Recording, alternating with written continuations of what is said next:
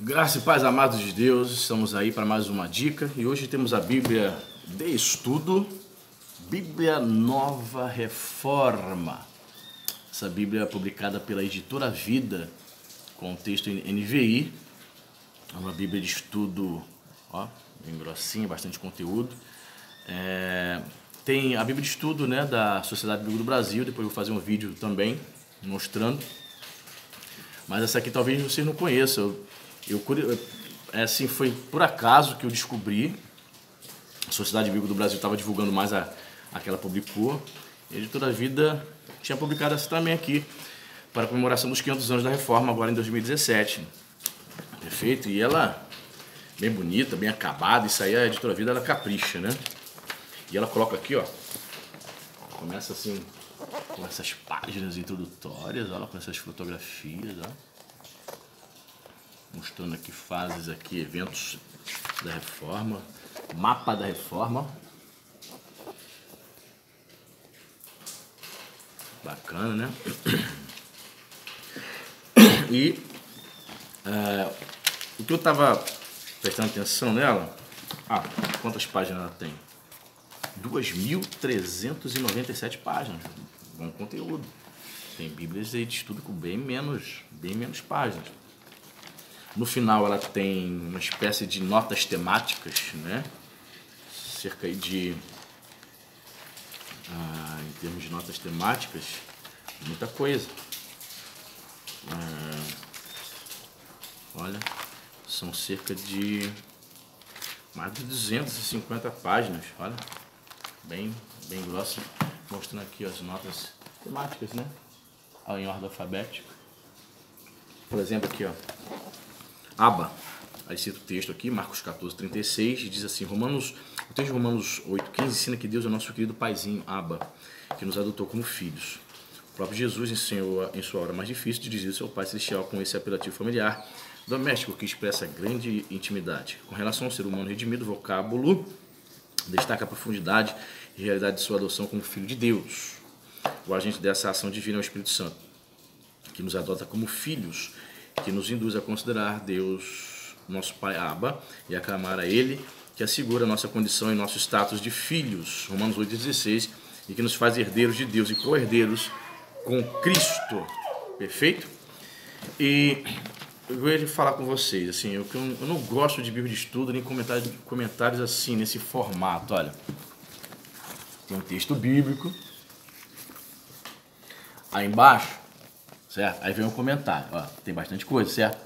Mas diferentemente, por exemplo, da Bíblia de estudo de John MacArthur, ele faz um apanhado geral, né? Ele não especifica o versículo e comenta. Aí vem outro parágrafo, outro versículo e comenta.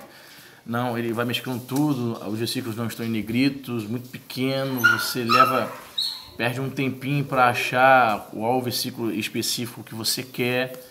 Entendeu? É muito semelhante também ao esse modelo aqui. Eu até falei lá no comentário do Matthew Henry, muito parecido, né? Eu acho que as editoras poderiam olhar para essa questão, olhar a questão do versículo, botar em negrito o versículo, a gente achar mais facilmente, comentar o versículo tal, ponto. Depois vem outro parágrafo, fica muito mais fácil, né? Ver se você concorda comigo, se para você tá tudo bem, tá tudo legal, o que importa é o conteúdo. Mas penso que se for para melhorar, né?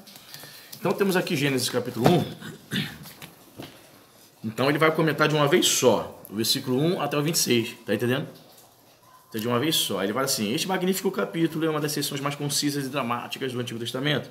Abarca um período de tempo mais amplo que todo o restante da Bíblia, mas com uma visão que só se pode compreender a partir da perspectiva da revelação divina. A primeira coisa que se deve entender neste capítulo é que se trata de um poema ou hino. Há evidências desse uso litúrgico. Por isso, não pode ser interpretado como se fosse uma narrativa ou história, e sim respeitando-se as características de seu gênero literário, ou seja, uma poesia hebraica. Veja aqui como são as coisas, né? O autor já está negando a historicidade de Gênesis capítulo 1.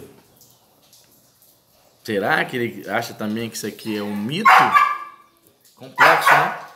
Me perdoe aqui, o cachorro é o Luther, homenagem a Martin Lutero. Tá tenso aí. Então, veja que ele diz aqui que não se deve entender, não se deve interpretar Gênesis 1 como fato histórico. Aí, ó. Possivelmente o autor aqui dessas notas explicativas não é um indivíduo conservador, né? Interessante. Mas, ok, vamos lá. Trata-se de um hino de adoração a Deus com frases-chave que se repetem como refrães. Disse Deus, Deus fez, esse foi, Deus viu, que ficou bom, passaram-se a tarde e a manhã, entre outros. O texto não foi planejado para ser interpretado por teólogos ou criticado por especialistas, e sim escutado e cantado em adoração. Essa é a opinião dele, né? A grande verdade contida nessa passagem é que, embora não saibamos realmente como foi criado o mundo, sabemos que de fato foi criado por Deus e que Ele é o seu responsável direto. Esse hino nos diz que Deus é o criador de tudo o que existe.